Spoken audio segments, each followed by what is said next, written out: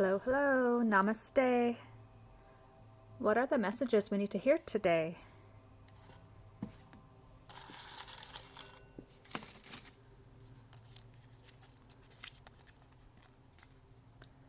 Don't let their energy change yours.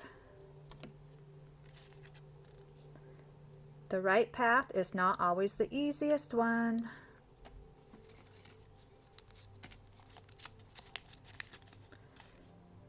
It's okay to live a life that others don't understand.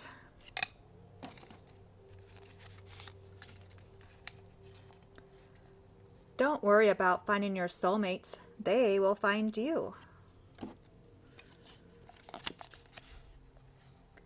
When you are loving yourself, you let go of the expectation that others need to show up for your happiness.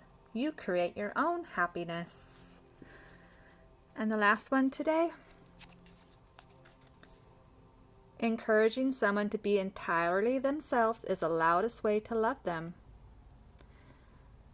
If you guys like what I do, please like and subscribe. And thank you. Bye.